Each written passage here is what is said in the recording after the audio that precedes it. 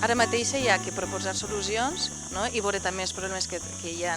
Per a mi una de les solucions necessàries és el treball col·lectiu. Igual que n'hi ha una forma de tornar a trobar-se en este buit que hi ha ara, millor que seria tornar a un estat més primitiu o més de connexió amb nosaltres mateix, o més animal, que són també sèries en les que treballen, no? Per connectar en una forma més pura, podrem dir, menys contaminada. També el treball grupal i col·lectiu és el que en realitat ens torna a nosaltres, també, i es fa tornar a trobar un camí que hi teníem oblidat, que és el nostre, al fi i al cap. I ara amb aquesta tècnica, que és una tècnica d'estampació digital, puc també treballar un altre temps i una altra narrativitat que em dona el seriat.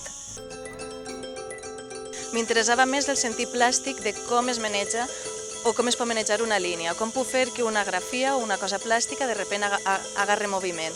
I sobretot el concepte més màgic de si jo tinc un dibuix que és estàtic i està contant una història, que de sobte un d'aquests dibuixos es maneja en la mateixa línia treballat, i aquest joc és el que m'interessa seguir investigant.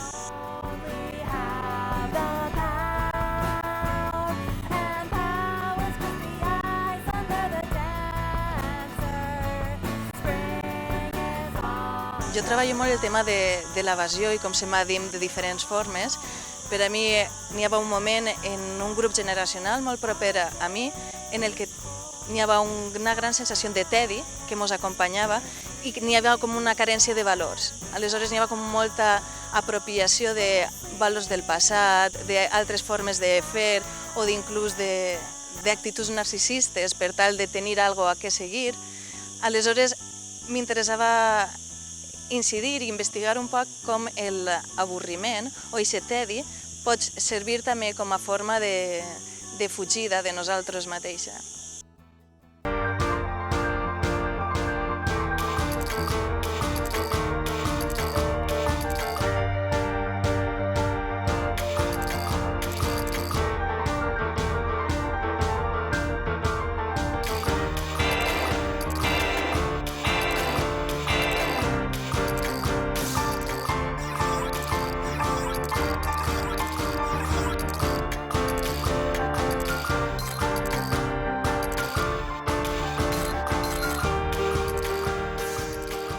Estic molt a favor de posar i seguir posant a la dona en un paper de lluitadora i de guerrera, més que anteposar-la a qualsevol cosa, simplement de dona guerrera i lluitadora, més que com a objecte que moltes vegades seguís utilitzant-se i seguís tratant-se, sense fer ningun tipus de guerra de sexe, sinó simplement una guerra comú a tots, de aquestes són les dones, estem treballant-se, al igual que els homes, així estem fent això, però així som també, fortes i femenines.